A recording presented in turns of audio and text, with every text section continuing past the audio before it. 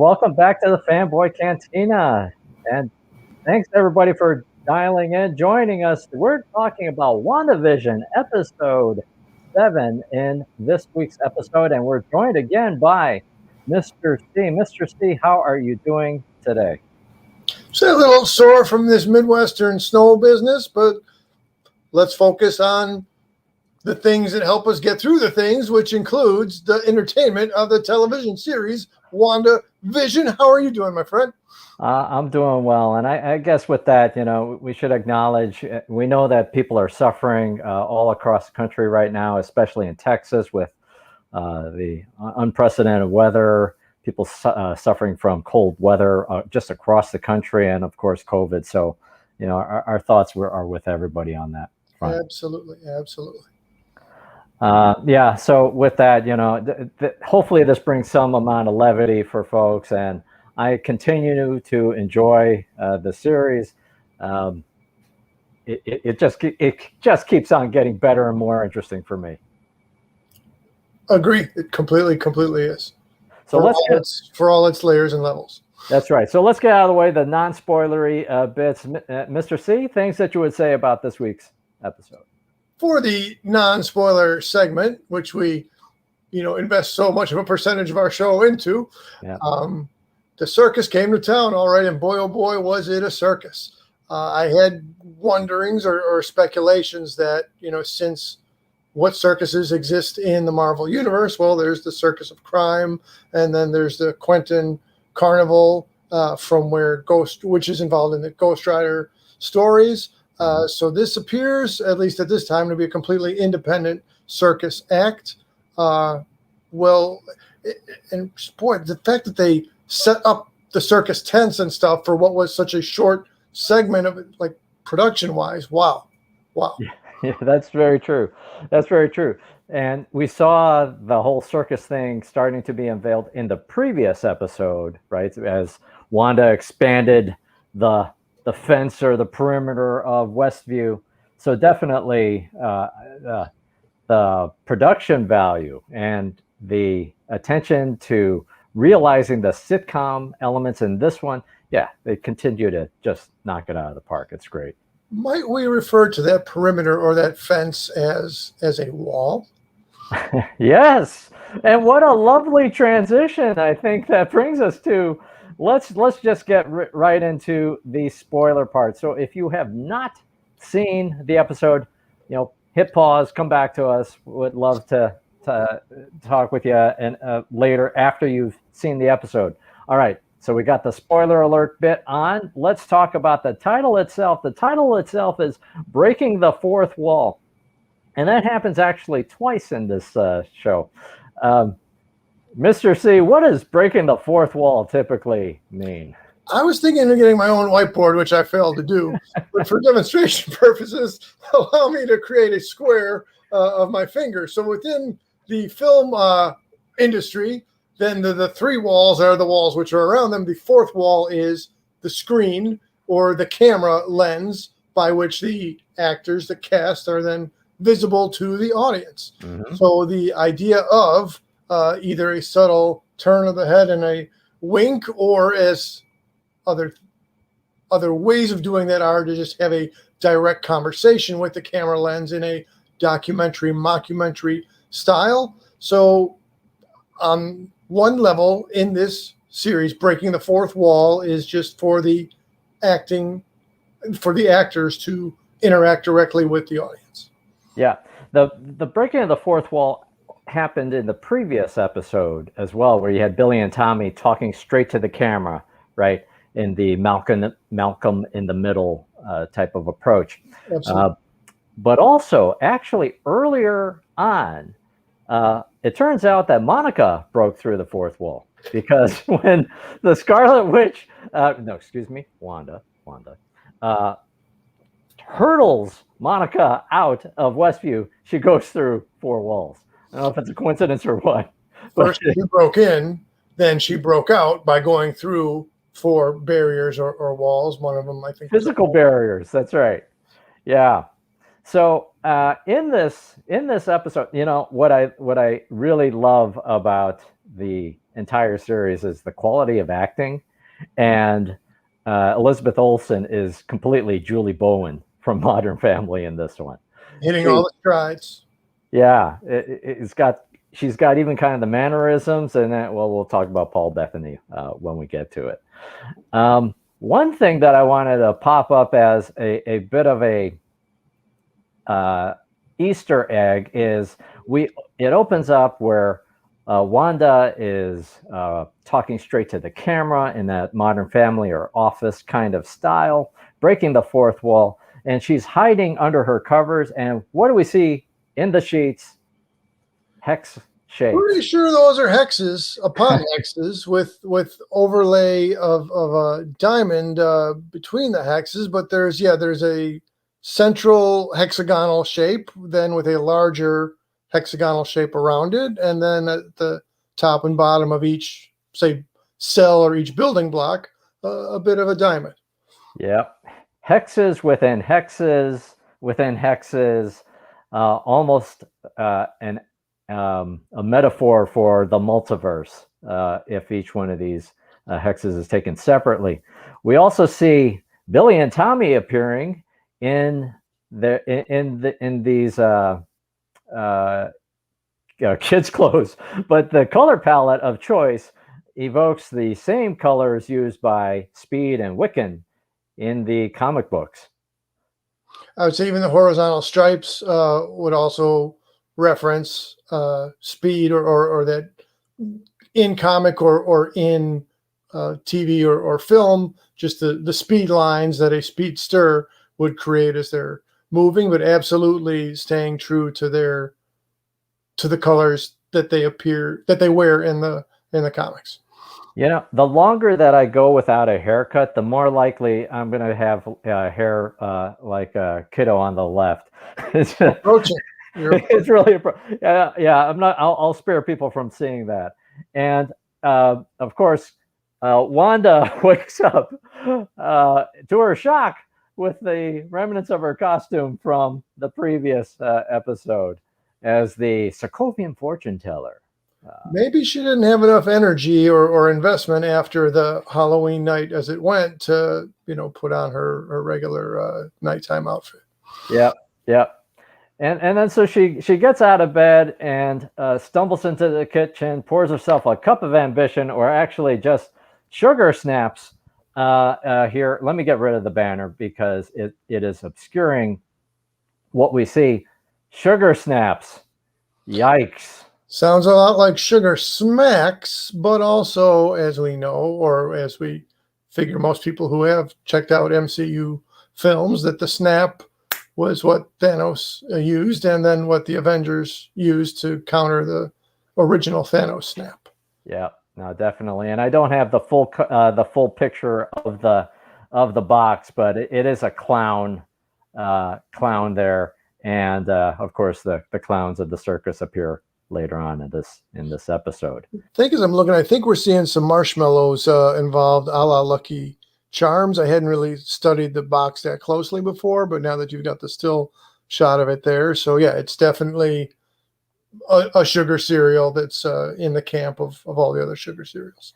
Yeah, I don't have the picture, but when she's pouring the milk into the thing, you see the missing carton, right? So there's the glitching that's happening with the milk thing, and there you see the missing thing. I wondered if that was a signal or an Easter egg by itself. I think it's just a thing that used to happen for a long time on milk cartons back in the 80s. I would say, as so many other things are, with this double entendre, that was a very common thing to have a missing child pictured on the milk carton in hopes of course, relocating those missing children. So it's, in one sense, it's just a time consistent. That's the way milk cartons looked at the time. But also, so right now that she's not exactly sure where Vision is. Vision is missing. We still have a missing person that Randall Park Jimmy Woo is supposed to be investigating. So it multiple meanings all in one small reference or Easter egg, if you will. Yes. No, lots of things missing, like the desert misses the rain, and we have we have this note where, yeah, I'm not sure what that's about. That whole glitching that's going on in the living room. What the heck is going on? Yeah, we start to get glimpses that, maybe she doesn't know what's happening in her world.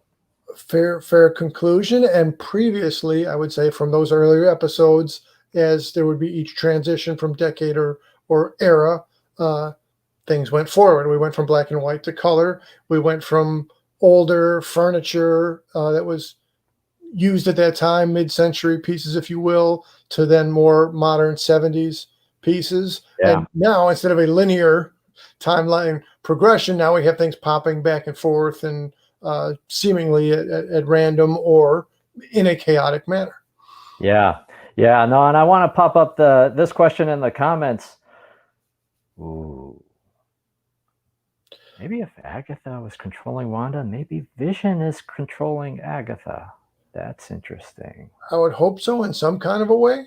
And again, let's see how it pans out in the upcoming episodes. That would be really great, or maybe that's yet to come. Let's see. Wow, that is super meta. I like that. So that brings us to the Modern Family intro, the title sequence. Couple of things that I saw in that, and I should give credit to this. I think I saw this actually on the Geeky Waffle or Geek or both. I was consuming all kinds of content last night. We have this montage where it's all Wanda that appears, no Vision until the title thing at the end, which kind of sets up this Wanda-centric episode. And here, notice the thing at the top, 12/28/22. What is that? That is Stan Lee's birthday. So a cool note. And, most of the images are not anything of note, but what the heck is this? I know what you are doing, Wanda. Well, of course, it's in. I hate to use the term serial killer, but that's just what this is called. So it's as people who wouldn't want a writing sample to be identified, to take different clippings from different sources. But oh my gosh, that's kind of what the show is doing. Also, there's taking different influences from different sources. Mm-hmm. So who exactly sent this note? Did Wanda set it up for herself? Was it a plant from Agnes or Agatha, or is it something else? It's again one of these delicious little mysteries that the show puts in front of us. Yeah, it could be a big bad. It could be Agatha, or she's still Agnes right now. She's still Agnes at this point. But could it be Agnes, or could it be some big bad, or is it actually just Vision's comments from previous episodes of what is going on? Wanda and picking up on this may be all Wanda's doing. And there's also like a childish or childlike, like it didn't appear to be a lot of adult magazine content. I just mean grown-up magazine content. It looked like more there was some coloring going on or that stuff that a kid might have selected.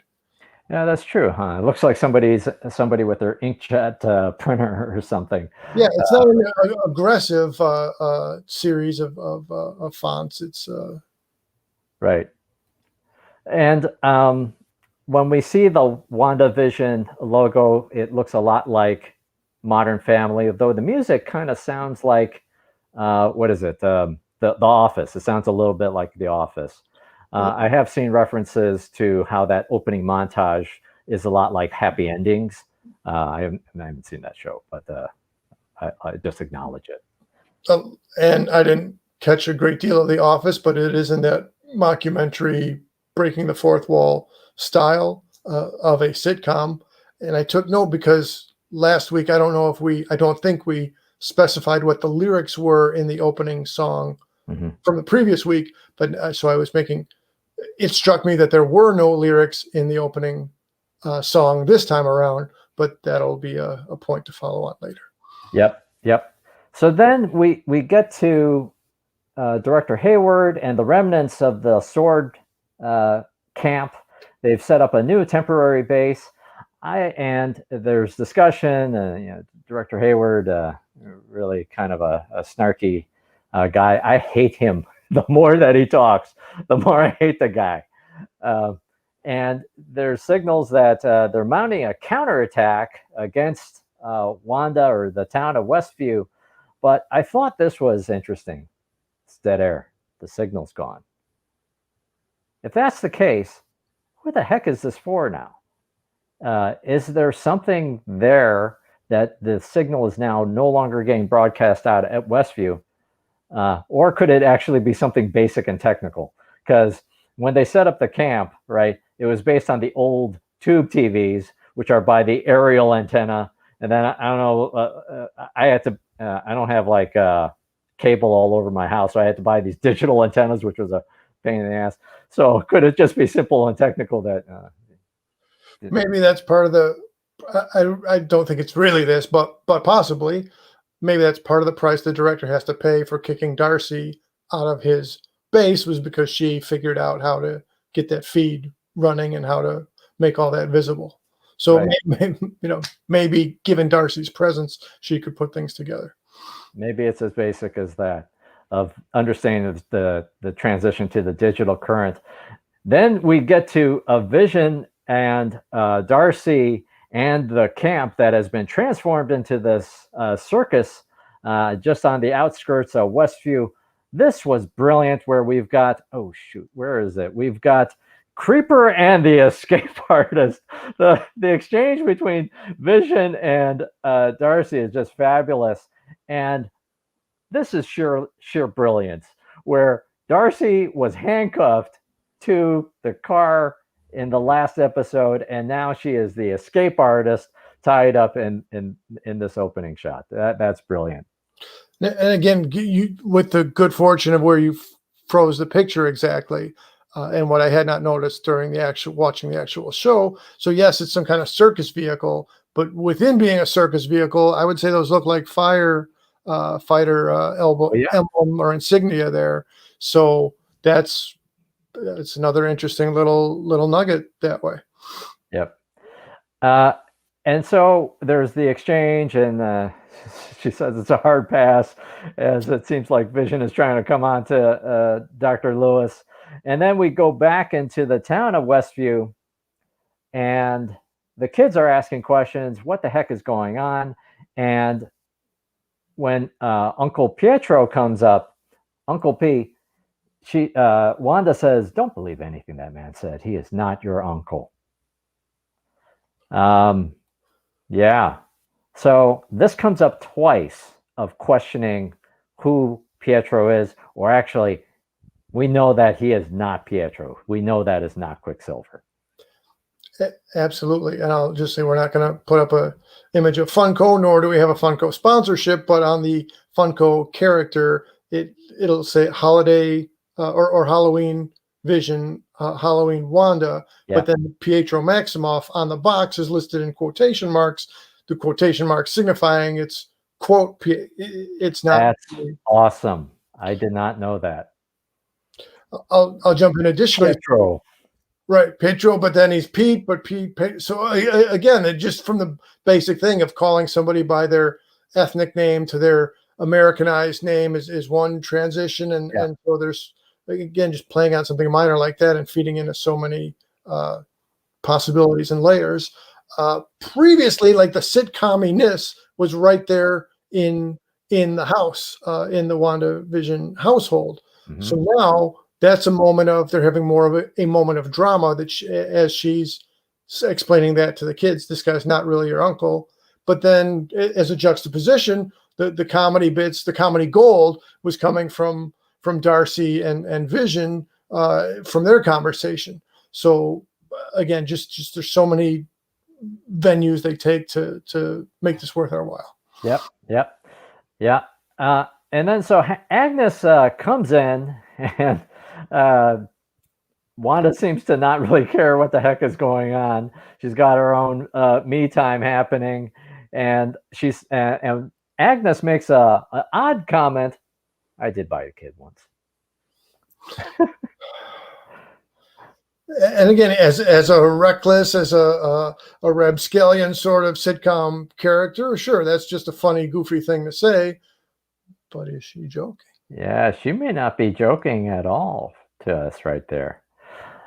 And so then they Agent Wu and Monica, Captain Rambo are on their way out on the outskirts of further on the outskirts of town, further beyond Westview's reach, and Agent Wu learns or picks up on that email, gets that email. So what I didn't realize, and I guess I should have looked maybe more closely, when Darcy is emailing her findings, she's emailing it to Agent Wu. That's what she was doing. I thought maybe she was broadcasting it elsewhere, but it goes to Agent Wu, who now realizes what is cataract, and so cataract is fully revealed, and they put it together of what this actually is. That Director Hayward is creating a weapon, and that is the sentient weapon of Sword. And so that's what he's actually doing. And I think you and I picked up on this before, because why the heck, when Wanda was rescuing or taking Vision's corpse away, that he was all dismantled in pieces. He was not a body like we had seen at the end of Infinity War. Again, furthering the plot reveal that this director is. How many villains are there in the show? I'm not sure the head count, but this director is absolutely clear-cut one of the villains. He is. And again, it's referential to again a bunch of layers of things. It's kind of a Dr. Frankenstein reconstruction of a artificial life, which then was also part of the comics and then movie story of Ultron. And then we're specifically, it's like the director is having a similar idea to what Tony Stark's idea was, to have, protector units or artificial intelligence defense system.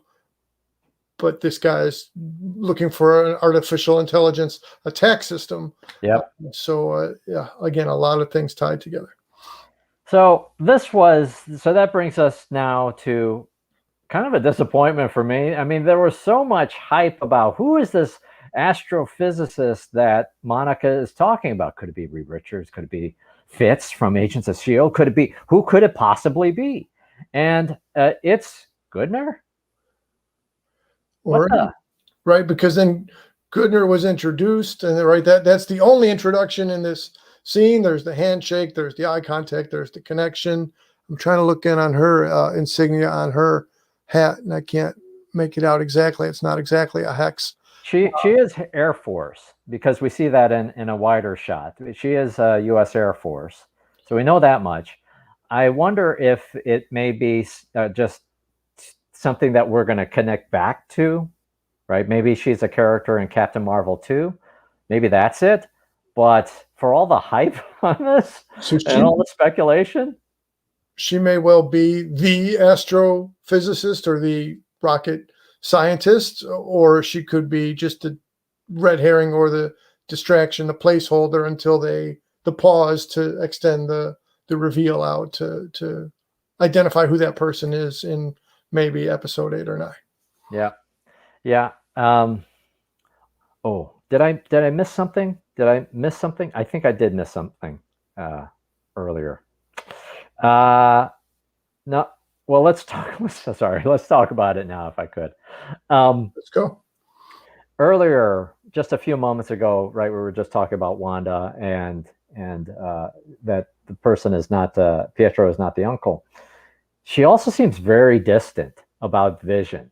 Like, she doesn't care. If he doesn't want to be here, then she doesn't really care. And there's later in the episode, or so much of the episode, Vision is not even present. He's off on the outskirts. So what do you make of that? Is this a processing of grief element? Is it just a sitcom element? What is going on here? At the sitcom element side of things, or from the sitcom element perspective, I'll say that it's and again, consistent with that era, that maybe Vision is just the doofus dad in likes of, or in the mold of, your Homer Simpson or your Al Bundy, kind of your Fred Flintstone, if you will, your Jackie Gleason from The Honeymooners, the doofus dad or the goon husband. Mm-hmm. Yeah. But now going off of the sitcom level and looking at the dramatic level within the story, she's definitely, again, coming unhinged in all these different ways, or her conversation then with her kids, where, I don't have the answers. I should have the answers because I'm your mom, but I don't have the answers. And so I think that's definitely her whole reason for doing this is to be with Vision, and now there's a little piece of free will and a different idea. You would think, and maybe to hop around a bit, I think that what may have actually transpired in the course of events was Wanda realized what was going on with Vision. Somehow she learned what was going on. She broke him out, tried to rescue him, and then the big bad, whoever that is, started to manipulate them both. I think that may be the course of events. And in this really 180 shift in behavior and caring, I wonder if it's the big bad actually influencing Wanda, that it's not actually where she individually is mentally at, that it's that she's being manipulated. That gets us to the elaborate circus breakout sequence. And originally I had as the banner, "Stop that mime," because that's the trick that Vision uses to get Darcy to turn around. And then, and it was cool that the muscle man, or whoever it is, that is the jerk security guard from earlier. Darcy gets to pop him in the nose, break his nose, and then there's the escape in the funnel cake truck. Yeah, so an enjoyable sequence, and that gives them now quality time to speak with each other. And Vision has two questions: how are my kids, and are my kids safe? I don't know. And who is that imposter, Pietro? I don't know. So clearly, Wanda and Vision both do not believe that Pietro is Quicksilver. Let's just take that small minute to have a appreciation that it is a funnel cake truck. That I mean, where else can you get there? Amongst the comedy gold, the comedy pyramid being stacked together here, the funnel cake is the vehicle. So now Vision's in his traditional MCU appearance. Mm-hmm. He's using the word Pietro. So again, but he's not saying Pete, but he is saying Pietro. He's piecing it together. She knows the history, so it's a very good use of off-camera exposition, or the conversation was partially off-camera and then partially on camera. And it ties back to what you were saying. So is there influence on Wanda's decision not to seek out Vision? Well, I hadn't thought of that, but sure, why not? Because if we're trying to draw certain situations or create certain possibilities here, we've got Wanda in one condition, we've got Vision geographically distant, then that sets the stage for certain things to happen. Yep. So now we go back to Wanda and her house. Things are glitching around all over the place. The staircase goes from Brady Bunch to Modern Family to other moments in the series. The what is it? Stork. The stork bamfs in and out, right, with the same puff of red magic smoke that we saw in that earlier episode. And I think the colors become important as we see it later on in this episode. And there is now that breaking the fourth wall stuff happening. And the interviewer speaks. Do you think that this is maybe what you deserve? The shock face, the "you caught me off guard" face, the you're not supposed to talk, the confusion, it's all right there. She's delivering a lot just by how she's appearing right there. Yeah, and it's a male voice here, for whatever it's worth. I did not recognize the voice. I listened to it a few times. I don't know who that actor may be, but it is a male voice. I have heard, I did hear speculation that maybe it sounded modulated, that maybe it's a woman speaking through a modulator to sound like a male voice, which then could bring us to how this episode ends. But it sounded like an actual male voice to me. All right, so now that brings us to the commercial break, not of ourselves here, but for WandaVision, and here we see Nexus, and love this entire thing.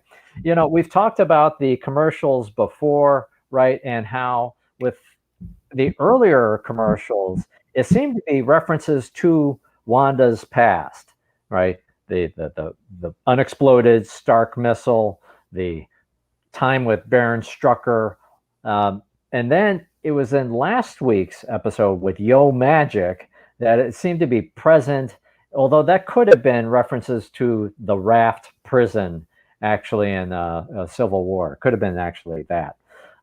We don't know. Or it could be that it was a metaphor for her using her magic on the town of Westview and everybody dying on the inside. In this case, with Nexus, it seems very much in the present or potentially in the immediate future. All right, I've talked too much on this. Mr. C, your thoughts on Nexus? Well, I wasn't familiar with a lot of things that there was a Nexus category of character, but my reference for Nexus from comics came from what was the Nexus of realities, and that was a door or an entryway, a portal from the comics. And let me come back. There's Doctor Strange, who again, so we know we're going to see Doctor Strange in the Multiverse of Madness, that this is a feed in to that. And I'm referencing good old Defenders issue 98 back in the day when we were at 50 cents a comic. Boy, oh boy, has times changed on that. But the point being that, so my knowledge, my limited knowledge, my frame of reference is that there's some kind of Nexus is a way to access other dimensions or realities. Yep. Yeah. I'll put this on the screen here. And so this is from the fandom.com site. Right. So it could be Nexus characters or the doorway. We don't know. But wonderful to bring out these comic references. I did not. I hadn't heard of any of this stuff. So it was. I'm trying to strike a balance for myself of how much to like look ahead or look at the comic book content, and also just trying to enjoy the series as it goes on. So, other things that we should say about the Nexus commercial before we move on? Just let's look at the doors and reading backwards. Life Aid Pharmacy. So again, that's just Oh yeah. I guess we could look at, well, it's frosted glass, so that's a blur of it's a barrier, it's a blur. So maybe even the frosted glass on the doors ties into the whole idea of things are murky within the reality flipping of the show. Again, the consistent, excellent, clever use of commercial within the show. Yep. So now we step back and we move on from the commercial, and now we see the kids with Agnes in her house. And I don't remember. I cannot tell the difference between Billy and Tommy. So the Wiccan character, Boy Wiccan, is at peace. He complains about all the noise in his head in the very top of the first 1 or 2 minutes of the episode. And he is at peace in Agnes's house, and you're quiet, Agnes, on the inside. Kind of chilling and disturbing. And Agnes says, your mom is a superhero. Don't worry. And then breaking the fourth wall says, yeah, but how do you tell a 10-year-old your mom is cuckoo for Cocoa Puffs? Um, any other bits that you would share on this part? Again, playing with the juxtapositions or the layering of here's a sitcom, the appearance of a sitcom with creepy elements going on. On one hand, the kid had earlier said to his mom that it was too noisy in his head and that was difficult for him. She was in no condition at that time, or was being influenced to not be able to respond to him or to help him out with that. So on one hand, oh look, he's got some relief then that the noises in his head have been quieted. That's great. And then we get some good sitcom banter, but really setting up for creepy things to follow. Yeah. In the house, the boy is petting a rabbit, which Agnes refers to as Senor Scratchy. And Senor Scratchy could translate into Mr. Scratch, which is sometimes used as a reference to the devil. Although this could also be, in the comics, a reference to Agatha Harkness's son, Nicholas Scratch. So it could be an actual character, could just be it's a bunny rabbit named Senior Scratchy. Don't know.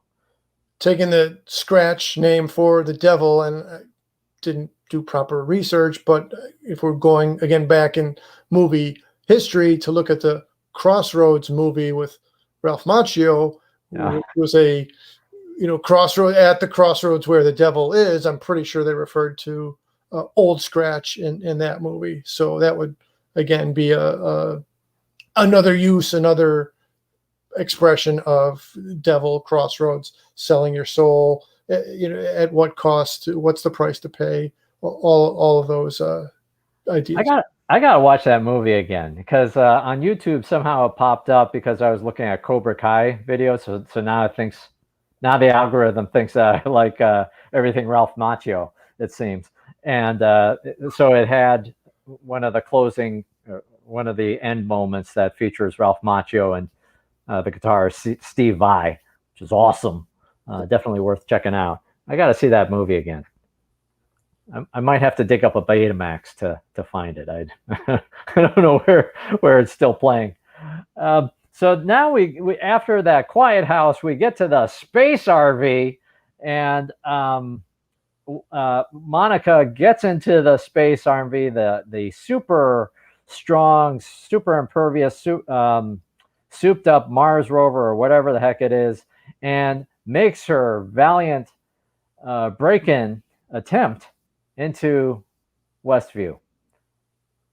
What she got on the flatbed? We don't know, but there's supply case 1, supply case 2, some smaller, that white maybe styrofoam-ish, or I mean, just what gear is she going in there with?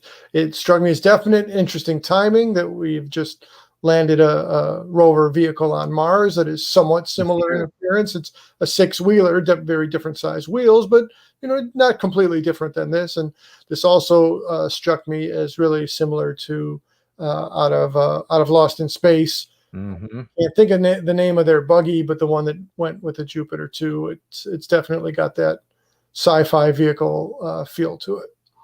Yep. So the space RV gets sucked in and transformed and spat out, and the front half has been converted or I forget what Agent Wu calls it, but it's been transformed, and then Monica makes the bold move to turn around and run straight in, and even though it's at the consequences of her own safety and health, she's committed to saving Wanda and saving Dr. Lewis. And so that gets us to the hero transformation. This was I thought just brilliant TV. Just I really loved this. Her transformation, the glimpses of Monica's appearances during the series, and the voiceovers from Captain Marvel, where you hear young Monica's voice, and the thing that causes her to push through, that gives her the strength to push through, is actually hearing Carol Danvers, Captain Marvel, speak and saying, that when they were handing out kids, that her mom got the toughest one, and that's Monica. I love this. It's so good for so many reasons. That back image by color and by shape, I had mentioned that her 70s clothes, as she appeared in the earlier episode, were not an exact translation of her superhero costume, but it just had some kind of general similarity to it to me. Right here, the back image is absolutely similar to her original superhero costume when she was being called Captain Marvel. And so now let's count the wall break. So initially, her and Wu are out on the outskirts, on the outside of the border in the earlier episode. So accidentally, she broke in through that wall one time. Wanda sent her back out second time. So here's her third break, or her third passing of the barrier. So taking the title episode, breaking the fourth wall, we expect she's going to come out of the hex at some point. So that would be the fourth time she was going through the barrier, the fence, the wall of the hex. So I think there's going to be some tie-in to the title of this episode to when Monica finally extracts herself from the this nightmarish hex environment. Yeah, it's almost like paint, right? How many layers does it take before something has been truly transformed, before the true colors show up, the new colors show up? And it seems like the number may be 3 or maybe 4. As that perimeter expands, and people are already, have already passed through it. Dr. Lewis has been through it. So does she now have mutant powers, or does it take a certain number of passes through? We don't know. We don't know if it contracts again. Are all the mutants going to be from Westview, New Jersey, in the MCU? I don't know. Yeah. Anything else that we should talk about? Something that I saw on Den and Geek, and I loved this, is when she's going through that experience, they remembered that it's a lot like the movie Contact, where the astronaut played by, or the scientist played by Jodie Foster, as she's going through these wormholes or whatever this experience is, there's like the different personalities of herself talking, and she's hearing voices from her past. It was a good reference, because she's also in that movie dealing with her own grief, actually. So there's a similar, if we think about this series as maybe a lesson about grief, about how different people process grief. Interesting notes there. And I was also seeing some little flecks of green that made me think a little bit like it's breaking through the Matrix a bit, or seeing the Matrix. And for that matter, when she comes out on the other side, her eyes have transformed to this light blue color, this light shining out of her eyes. I don't know much about the Monica Rambeau character of Photon or Captain Marvel. Things that you would say on this? Again, definitely, I have just a few older comic issues with Monica Rambeau as Captain Marvel. I don't recall her eyes powering up or being an indicator that she was, articulating use of her superhero powers. But this is just what struck me. So, as both in comics and then in cartoon and in film, when the X-Men character Storm would not be utilizing her powers, she would have visible pupil and iris within her eyes. When Storm does activate her powers, then her eyes go completely whited out. So it just struck me as that this is a reverse of the eye process, or the eye demonstration, the way the eyes are visualized from how things go with the character Storm. Yeah, she can see, Monica can see the power emanating, the energy fields emanating from the power lines at the top and seemingly all around the town of Westview, and then she shakes it right off. That brings us now back to anything else that we should talk about before we get to the red light. Let's go red light. All right, so Vision and Dr. Lewis are trying to get back to back to Wanda and the town, but they keep on getting these obstacles along the way, and that gives Vision to a lot of time to learn about his actual past history. He's died twice, right? And he was formed as from the AI of Jarvis, and now his corporal form was from the genocide robot envisioned by Ultron. And he asks, "What am I now? What the heck is he now?" Yeah. The fair question. I think obviously Darcy is sharing the question with him. As much information, useful information, as she was able to provide for him. The answer to that question is at this time beyond her.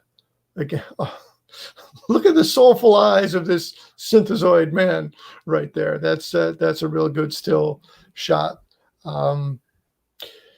He's had a rough go. She's had a rough go.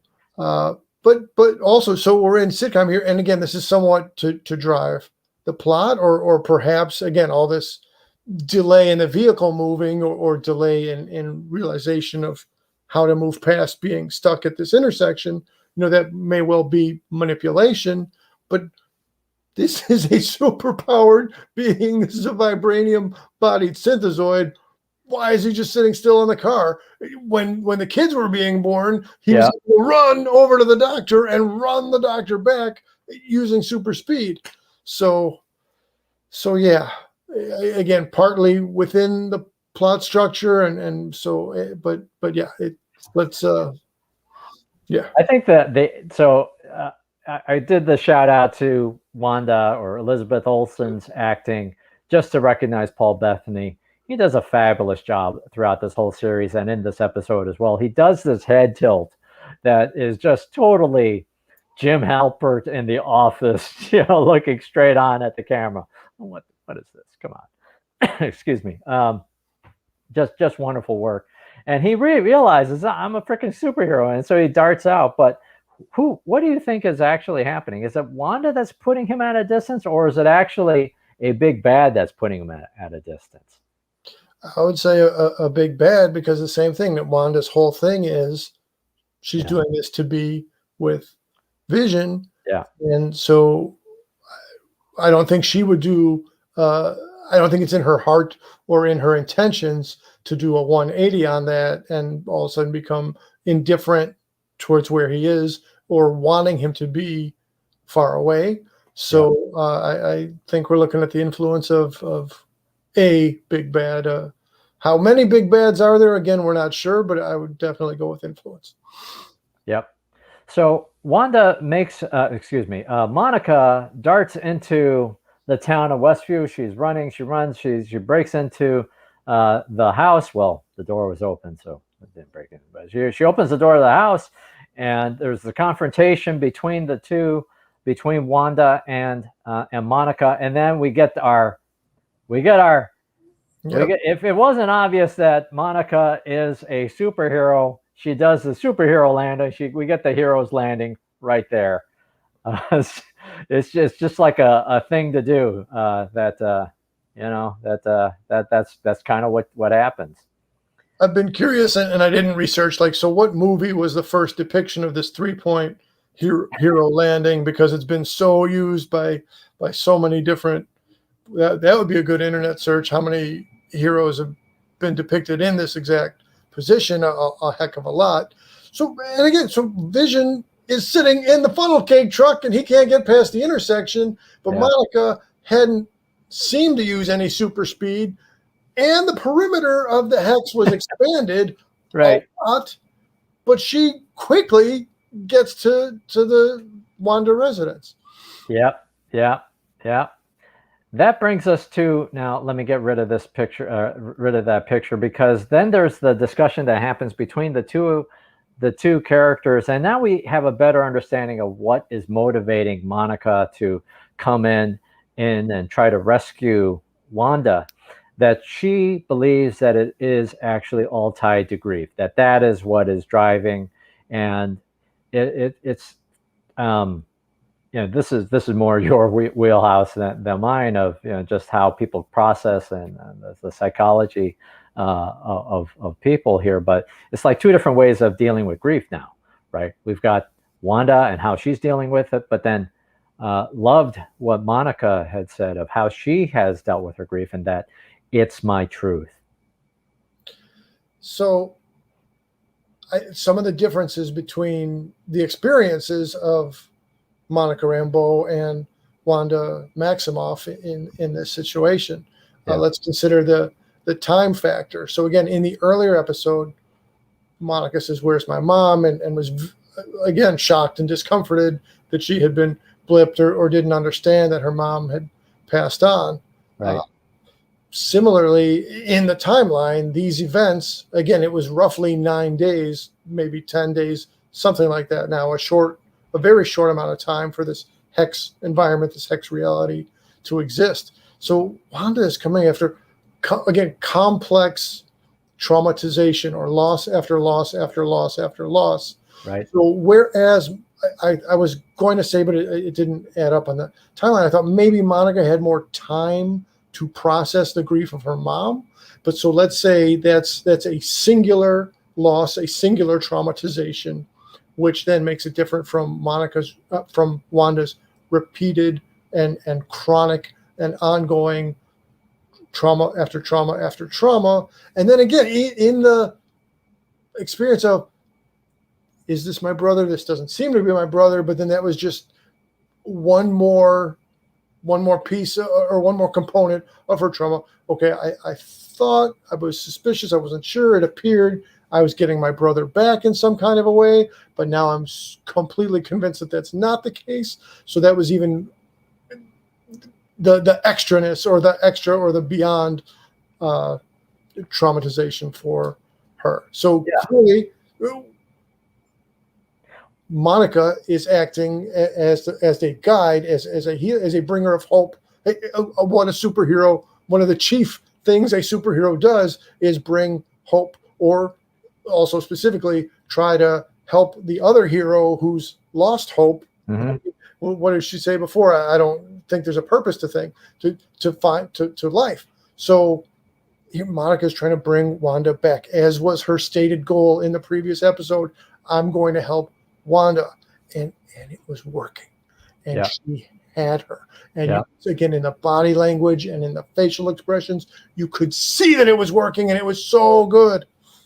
But then Agnes steps out and brings Wanda to the side, and you can see visually that she's somewhere else. Her whole head moves, and she is taken away, escorted away, and goes over to Agnes's house. Yeah.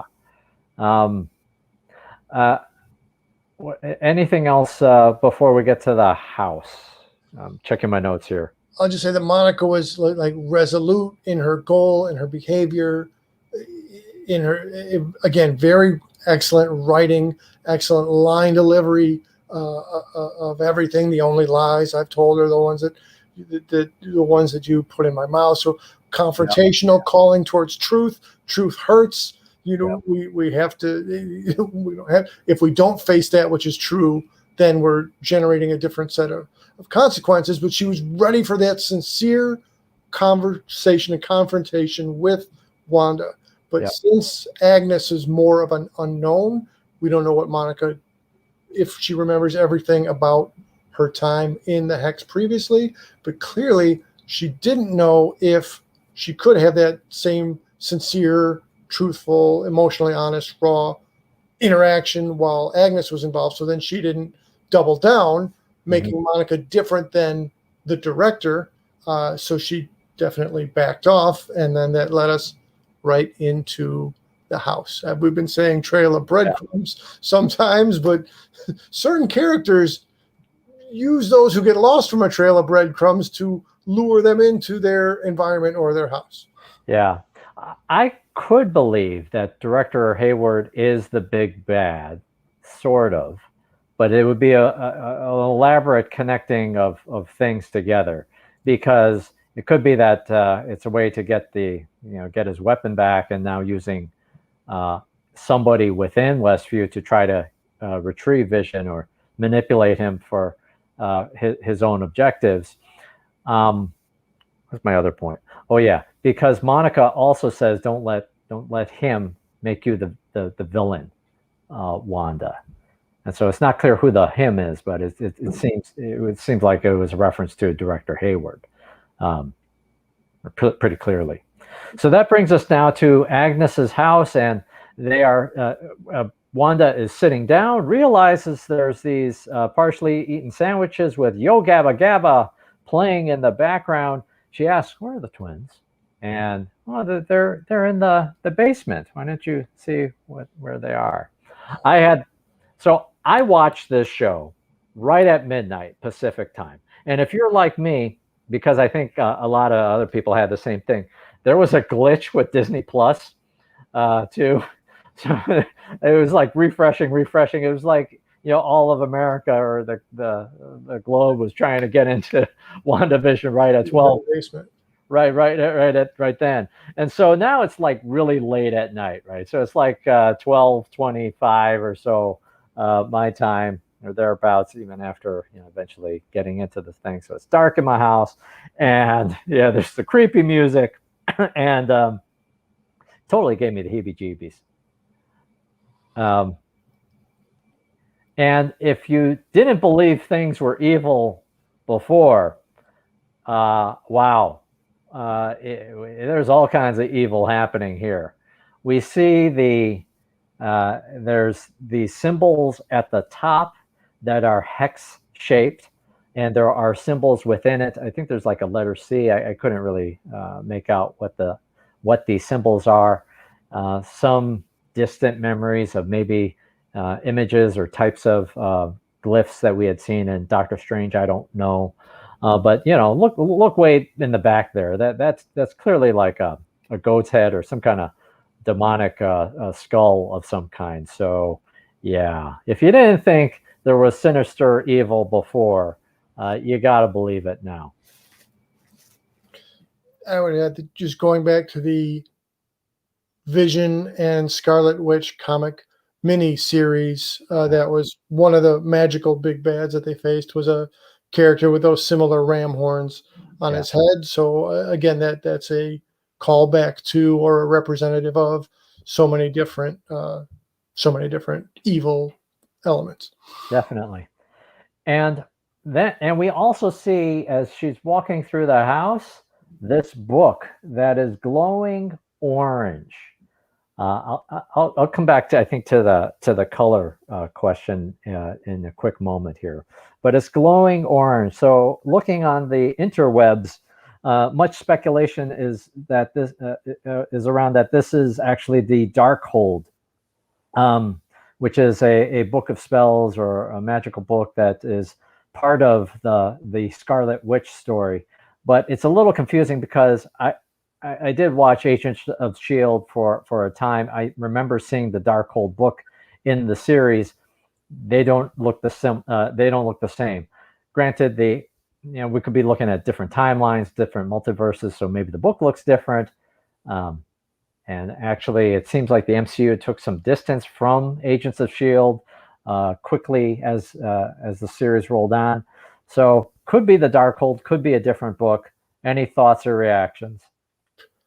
Again, other channels or other reviewers of the show who had done more or maybe just different, but probably really more reference homework than what we did. I had saw one identifying that in the library in Khmer Taj, in the the first Doctor Strange movie, there was one wall of books. Now we know that there was specifically one missing book in the Doctor Strange movie that was a key plot point, a MacGuffin, if you will, for that book to be found. But then in a separate area from that, I believe they were showing an additional open space on that bookshelf. So it's some kind of book of magic, and again, maybe it's the Dark Hold, maybe it's something else, maybe it's a Doctor Strange book, narrowing down our suspects or possible choices. So I'll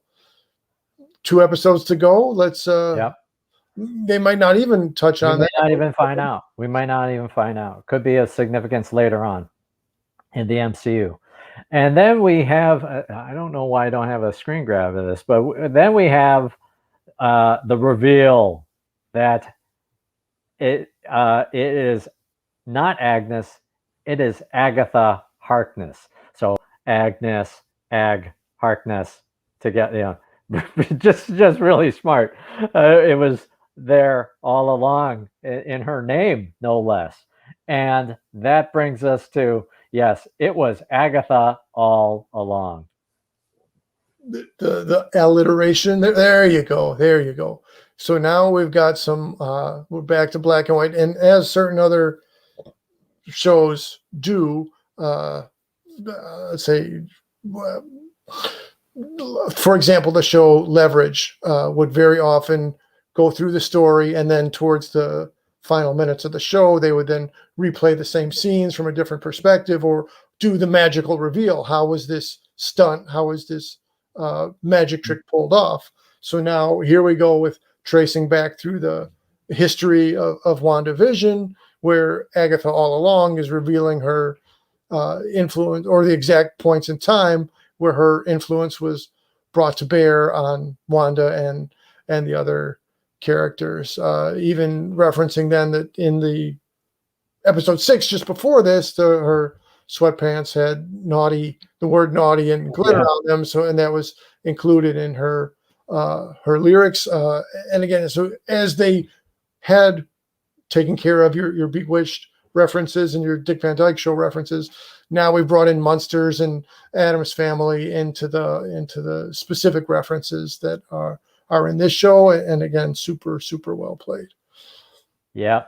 The whole sequence is a major reveal, and it's all shown to Wanda when Agatha unleashes her purple magic onto Wanda's eyes, into her head, and she sees all of this. All of this was all her doing. Everything that's happened is all her doing. That song is so freaking catchy, and it's definitely got the Munsters vibe to it. Maybe a little bit of Addams Family, because it's also got lyrics. But I thought this was really wonderful. The MCU spares no expense. Who wrote the song? Kristen Anderson Lopez and Robert Lopez, better known for their work, or best known for their work in Frozen, the musical, the Disney musical Frozen. Or movie and musical Frozen. So, man, sparing no expense. That's why it's so freaking catchy. It's not just the Munster. It's not just because it's we're watching the MCU. It's freaking Lopez and Lopez, man. It's just and they're in-house. I mean, Marvel, Disney, subcategories, but Pixar, they're definitely in-house then to the greater Disney studio. And I'm glad you put that up there. That's a real good pull. And so did they sit around and listen to the Munsters theme a bunch, or listen to the Vic Mazzy was the composer of the Addams Family theme and the Ghost and Mr. Chicken, Don Knotts movie, horror comedy? So whatever their exact process was, boy, oh boy, did they deliver. Now, I guess just as I'd say as well as they had with their Pixar work. Yeah, I didn't like Frozen 2 that much, but my favorite song is Lost in the Woods, which is like that 80s ballad tribute thing, the Peter Cetera kind of thing. Loved it. So they can do other stuff that beyond the down the middle musicals for sure, and then just knock that out of the park with Agatha all along. I could listen to that on a loop, for that matter. And so then that seems to bring us to a close. Oh no, but I want to talk about colors a little bit, because we see different colors being used here.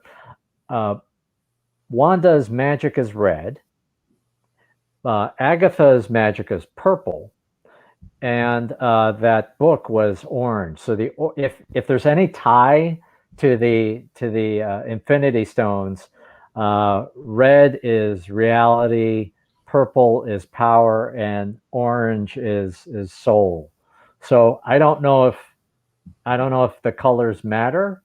Everything seems to be very deliberate in the MCU. So I don't know if those things matter. I wonder if now this is getting us closer to how Wanda gets her nickname, that she may dub herself as the Scarlet Witch. When when Agatha Harkness arrives to this world, she's clearly in that Wicked Witch outfit, right? And so maybe this is how she learns that she doesn't have just powers as infused in her from the experiments with Loki's staff, but actually now may have magical powers of her own. It's so well done, and there's just so many ties to the comics, to the MCU. There she goes. Oh my gosh. Yeah, and so again, speculation. Just speculation without all the breadcrumbs together. Right there, Franklin's nanny. So she was or served as the nanny, the caregiver for the child, the daughter of the Fantastic Four. Mm-hmm.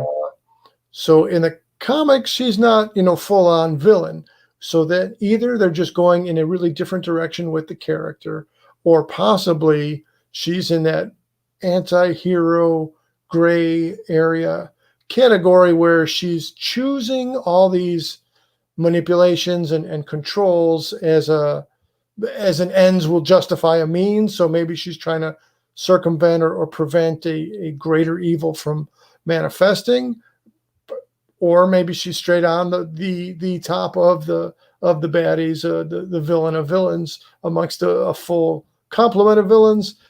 We got 2 episodes left, and we got a Doctor Strange movie coming, so full steam ahead. There's a definite contrast between the comics and the character here, where, yes, as you said, seems to be a more malevolent type of character, and had been the nanny. So you would, that to the Fantastic Four. So, you wouldn't expect her to necessarily be the big bad. Obviously, the MCU is adapting characters as appropriate for TV and film. It is kind of unusual here. But if there was a single point that makes it clear that she is a villain, she killed the dog. She killed Sparky. As was evident in the lyrics in her song. So tying back to, we didn't have lyrics in the opening sitcom representative show intro, but we for all the mysteries and setups, again, this could be a further mystery and a further setup, or it could be just very directly stating it was her all along. And then that closing line of, and I killed the dog too. I don't know how many times she, Catherine Hahn, as prep for delivering that line, rewatched The Wizard of Oz, or rewind and play, and I'll get you and your little dog too. But that was completely Wicked Witch of the West. And then if I can send us also towards her basement, her cellar door opened in the exact same angle, not common us around here inside the city of Chicago, but common plenty of other places that's a cellar stairs, a way to access the basement. So whereas that was Dorothy's house, but it was still Wicked Witch of the West ish. So yeah, she's magic, a witch, a villain. Let's see where it goes. Yeah, and shout out to Geeks of Color on Twitter. I because I did not remember this or watch this one. It's actually also a Parks and Rec reference. So Catherine Hahn appeared in that, was a character in that series, and there's a confrontation between her character and Leslie Knope, and she claims that Leslie Knope is a dog murderer. And so if you want to check out that reference, go check out Geeks of Color or elsewhere on the interwebs. But it's also a Parks and Rec reference. So that ends the episode. But we get our first end credits piece where Monica shows up, opens up that cellar, as you said, and there's a reflection in her eyes as she looks down and she sees those creepy vines, the purple color. and then we get a creepy dude saying Snooper's gonna snoop. Yeah. Again, still wearing the early Quicksilver colors, but now Yeah. the hat or the hoodie. So the hair is right under the hood in a very different way. The purplish T-shirt may be referential to the purple color of Agnes's magic, but again, his exact connection. So now we have a connection and a location that, oh, well, he's here with her, or maybe he hangs out in the basement. Maybe instead of being on Wanda's couch, he's, in the basement of this witch's castle or this witch's hideout. Again, there's speculation on the big bad possibilities. Are we looking at Dormammu? Are we looking at Mephisto? Mhm. And again, maybe I'm just feeding in, or maybe they're catching me on the misdirect. But the way his hair was two-toned when he was, in quotes, Pietro Maximoff, or the fake Quicksilver, the Marvel character Nightmare, his hair, well, he also wears green for the one thing, so there's a similarity. And then his two-tone hair is also white and black in a very similar way to how we're looking at Evan Peters in the previous episodes and right now.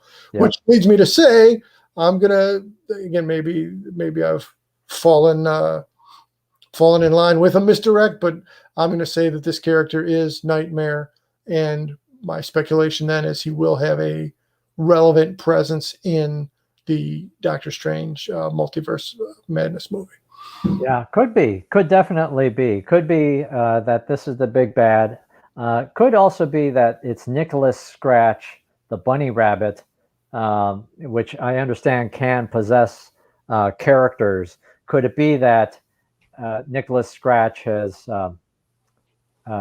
manifested itself and taken over the corpse of Pietro here as a creepy zombie theater? I think I'm alone in this, and because I was looking at comments. The purple shows up before Pietro shows up, so I was wondering, is it that Monica is absorbing the powers? If she's able, if part of her power is to see energy, to see different energies and power that's out there, that it's a reflection of the power, the magic power that's going on in the basement. The common wisdom appears to be, no, she's now under the spell, so that she's now trapped, just like Wanda. Yet it was so brief of intersection. Is she trapped? Is she in the process of being trapped? Right. There's something about her indeterminable will, right, or her resolute choices. In other words, will she have the superhero power to go with her mindset? Will she be able to overturn this purple haze put upon her? Nice. Yeah, I like that. All right, so I know that we're running super long here, so let's just talk about predictions here. We know that eventually, from trailers, that Wanda and Vision will team up at some point to defend their home. That was like in one of the earliest trailers, I think. I'm going to go real dark here. Do you think Billy and Tommy live at the end of this series? Funny that you said dark, because one of the other channels that I watch were saying that most likely Disney Plus doesn't want to go quite that dark to have the kids then fall into that comic consistent plot line of they weren't real and they disappeared, or they were then absorbed. Right. Instead of the witch eating Hansel and Gretel, is Agatha going to consume the twins? So I mean, they're definitely playing with the possibility of that, or they want to bait you on that hook. I really hope not, and I want to say then, just again, outside the plot line, but in the structural MCU considerations, assuming that they do want to set up for a young Avengers movie. So even maybe it's the as Jackie Chan's character in Burn Hollywood. Burn was saying, if I die, I don't die. You write me back in. So in a legit, I think they want to have Speed and Wiccan available to combine with Cassie Lang, and then is it Haley Seinfeld is the young actress? Yes. Guy's daughter. So they're really putting the pieces together for however many years down the road to have a young Avengers film. So that gives me comfort, because look at these two kids. They're adorable. They're running around. They're sensing things. I don't want harm to come to them. So well, I'm going to tell you. So there was an article, I think, in the Hollywood Reporter where Tiana Paris spoke about the ending of the series, and that she's described it as epic and incredibly sad.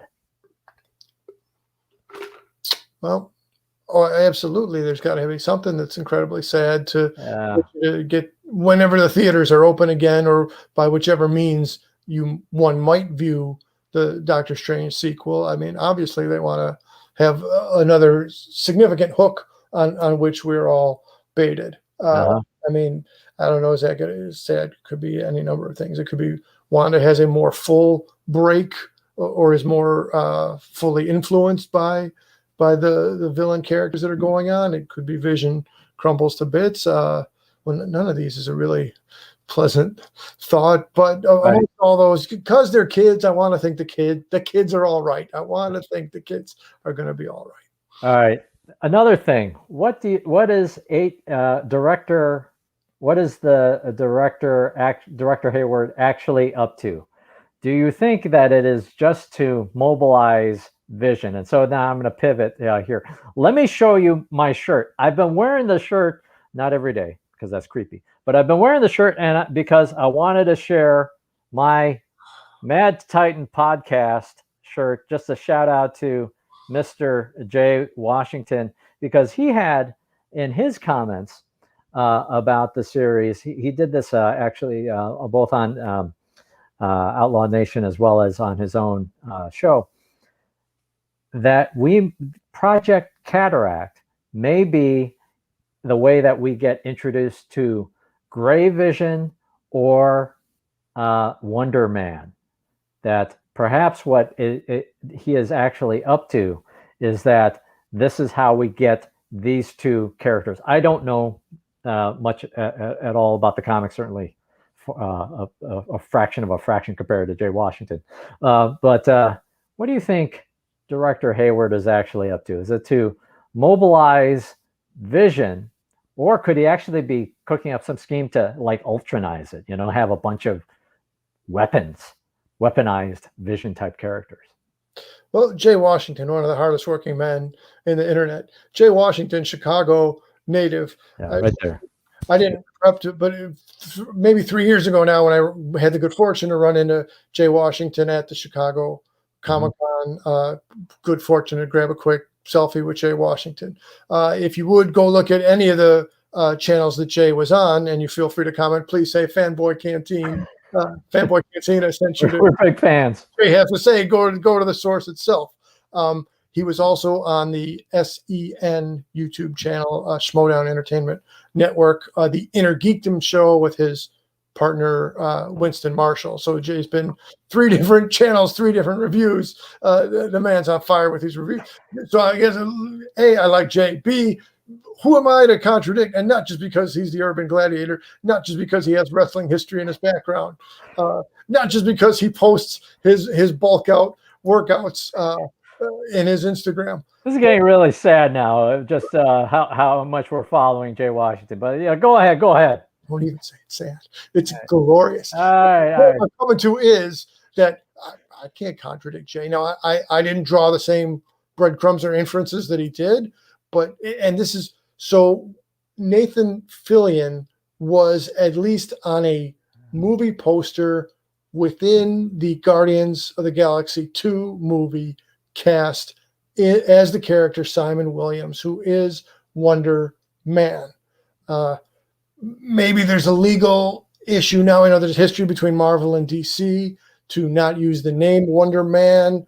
The same thing with Wonder Woman. So let's say Power Girl, Power Man. So there was a bit of a trade-off in separating the character name references.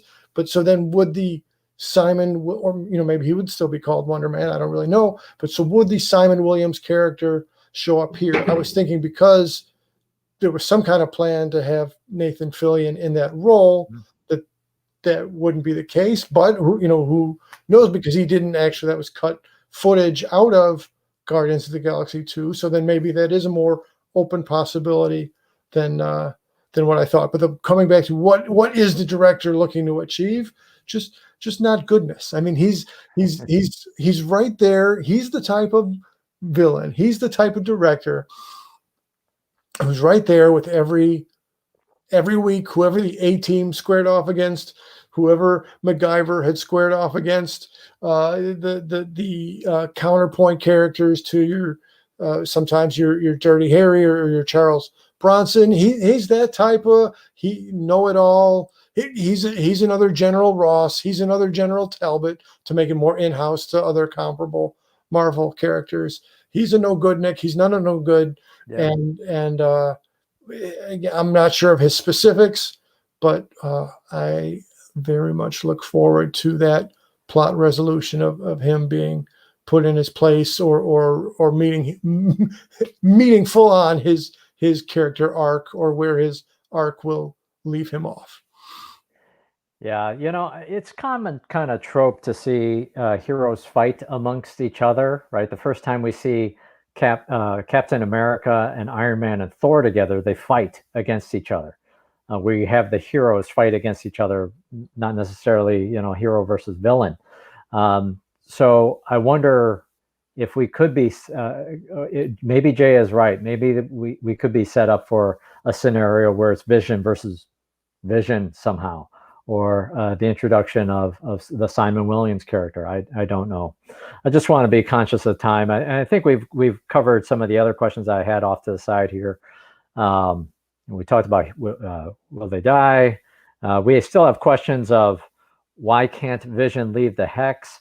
There is that quote where Elizabeth Olsen said that there would be a Luke Skywalker moment, so some character that will appear. There was speculation that it could have been the Evan Peters character. I don't think that's Luke Skywalker necessarily. No disrespect to Evan Peters, but as far as the level, that was a very important appearance. But and that was also Luke Skywalker. Mark Hamill appeared in the very last minutes of the final episode of that season of Mandalorian. Yeah. So I would think similarly, we're going to have a final episode reveal. I would still say possibly it's a Reed Richards. That's still my lead guess as far as which actor would be portraying Reed Richards. Still a good question. Maybe that's another reason we're looking at so many Office TV show references here. Is maybe we have an actor from the Office show portraying Reed Richards. Well, 2 episodes to go. Let's find out. Yeah, I mean that's him right there. That's John Krasinski right there in the mannerism. Who knows? And could be often talked about as the Reed Richards character. I think that's about it. Still some questions about who's that witness that Agent Wu was looking for. Any last thoughts before we end here? Well, not a creepy, but that cicada that was on the curtain as Wanda sitting there, it could be, again, ominous, and definitely is ominous, but could be referential to all kinds of things. Definitely playing on Silence of the Lambs, both the movie poster and then the basement scene that goes on in that movie. So again, I want a Kids Are All Right tour.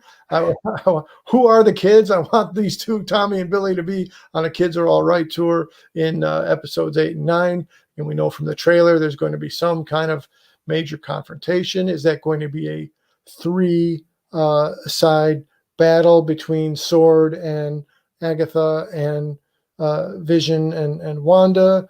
you know, and I would, you know, Monica, I would figure would have some kind of significant role in there, as would Darcy and Jimmy Woo. So 2 episodes to go. Let's get there. Let's see where it goes.